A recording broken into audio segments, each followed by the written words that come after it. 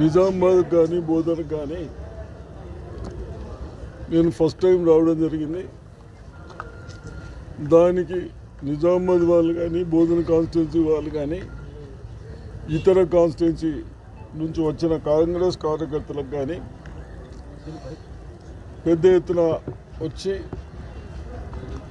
నాకు స్వాగతం చెప్పినందుకు డిస్ట్రిక్ట్ కాంగ్రెస్ కార్యకర్తలకు అందరికీ అభినందిస్తూ ఉన్నాను, థ్యాంక్స్ చెప్తా ఉన్నాను.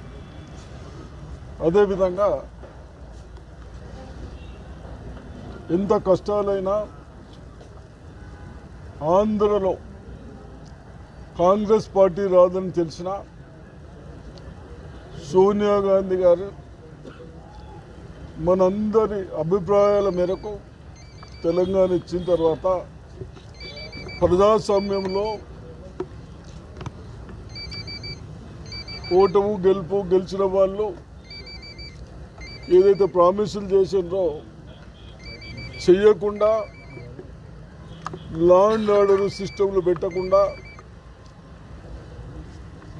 అన్ని విధాలుగా అన్ని సెక్షన్స్కి ఇబ్బంది పెడతా ఉన్నారే. మరి అసెంబ్లీలో మొన్ననే ముఖ్యమంత్రి గారు రేవంత్ రెడ్డి గారు చెప్పడం జరిగింది. ఆయన మనమందరం అగ్రికల్చర్ మీద డిపెండెన్స్ ఉన్న వాళ్ళం. ఈ పుణ్యాత్ముడు కేసీఆర్ ముఖ్యమంత్రి వరి వేయండి వేరే పంటలు వేయొద్దని, వరేస్తేనేమో ఇప్పుడు ఎక్కడెక్కడ గోదామ్స్లో పెట్టేసి రైస్ మిల్లర్స్లో పెట్టేసి అడ్డగోలు అమ్ముకున్నా చూసే నాతులు లేక రేపు కేసీఆర్కి ఏం కాదు, కన్సల్ట్ అధికారులకు ఏం కాదు, కానీ ఏదైతే ప్రజలు పంట పండించిందో దాన్ని సరిగా ఉపయోగించుకోకుంటే పెట్టడానికి గోదాములు లేవు. మళ్ళీ ఏదైతే బ్యాంకులో పెట్టి గోదాములో వడ్లు పెట్టి రైతులకు ఇచ్చామే అవన్నీ స్వార్థపరులకు అమ్ముకోవడానికి అవకాశం ఇచ్చి ఇన్ని విధాలుగా కోట్ల రూపాయలు ఇవ్వాలి. ఎలక్ట్రిసిటీది 86 crores ఇప్పటి వరకు వెళ్ళినా ఇంకా ఏ విధంగా వెళ్తాయో.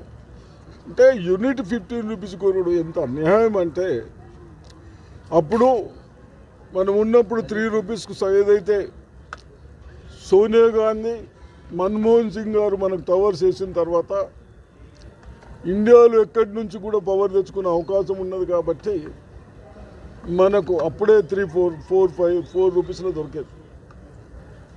మరి ఇష్టంకి వచ్చినట్టు కొని దాన్ని 86,00,000లకు పెట్టేసి కోళ్ళు తెచ్చుకొని కోళ్ళకు కూడా డబ్బులు ఇవ్వకుండా, అదేవిధంగా కనీసం హెల్త్లో కూడా హాస్పిటల్స్ కూడా డబ్బులు ఇవ్వకుండా, విద్యార్థులకు ఫీజెస్ కూడా ఇవ్వకుండా ప్రైవేట్ స్కూల్స్కి కానీ కాలేజీలకు కానీ ఎక్కడ చూసినా డ్యూస్ పెట్టి బాకీలు పెట్టి అవన్నీ రేపు తీయడానికి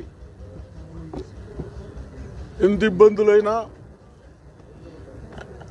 ఏదైతే మేము ప్రామిస్ చేసినామో కాంగ్రెస్ పార్టీ 6 గ్యారెంటీది తప్పనిసరిగా ఆ 6 గ్యారెంటీ ఇస్తాం. అదేవిధంగా రైతులను కాపాడుతాం. అవసరమైతే రైతులు షుగర్ ఫ్యాక్టరీ మేము షుగర్ కేర్ పెడతాం. షుగర్ ఫ్యాక్టరీ స్టార్ట్ చేయమంటే షుగర్ ఫ్యాక్టరీ కూడా ఈ పుణ్యాత్ములు దరిద్రులు నడిసే ఫ్యాక్టరీని 100 రోజుల్లో నేను ప్రభుత్వం టేక్ ఓవర్ చేస్తామని చెప్పి ప్రభుత్వం టేక్ ఓవర్ చేయకుండా వాళ్ళకి నడవనీయకుండా 500 కోట్ల పైన దానికి బాకీలు అయిపోయినాయి ఇంట్రెస్ట్తో సహా.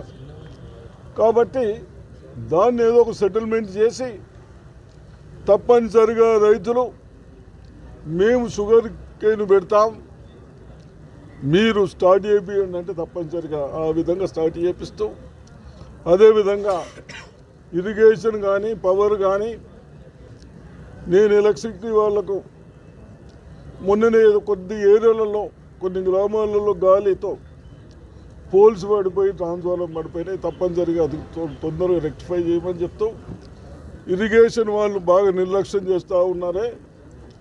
ప్రతిదానికి ఒక షట్టర్ పెట్టి నీళ్ళని బాగా ఉపయోగించుకొని మళ్ళీ మనకు రేపు రాబోయే వర్షాకాలం క్రాప్ కూడా వచ్చేటట్టు ఉపయోగించుకోవాలని వాటర్ని సేవ్ చేసుకుని ఉంచాలని చెప్తూ తప్పనిసరిగా ఎక్కడైతే ఈ ప్రభుత్వాలు ఎక్సైజ్ కానీ పోలీసులు కానీ ఏ డిపార్ట్మెంట్ని ఒక రివ్యూ పెట్టకుండా ఏం చేయకుండా ఈ రోజులు ఎక్కడ చూసినా గంజాయి అమ్ముతూ ఉంటారు, ఎక్కడ చూసినా మాఫియాలు తయారు చేస్తారు. తప్పనిసరిగా చిన్నపిల్లలు కూడా వీళ్ళ నిర్లక్ష్యంతో మొన్ననే ముఖ్యమంత్రి గారు హైదరాబాద్లో కూడా చెప్పడం జరిగింది.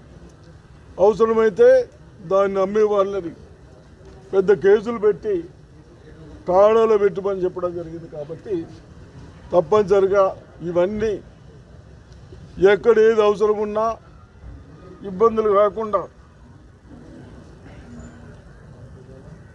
కాకుండా మరి అధికారులు పాతయాన్ని మరిచేసి నిర్లక్ష్యాన్ని ప్రభుత్వాలు మీకెవరు అడిగేవాళ్ళు లేకుండా కానీ ఇప్పుడు రివ్యూస్ అవుతాయి. మీ డ్యూటీలు నిర్లక్ష్యం చేస్తే తప్పనిసరిగా మీకు కూడా పనిష్మెంట్ అవుతుందని చెప్తూ ఈ అవకాశం ఇచ్చిన మీ అందరికీ ధన్యవాదాలు. జై హింద్.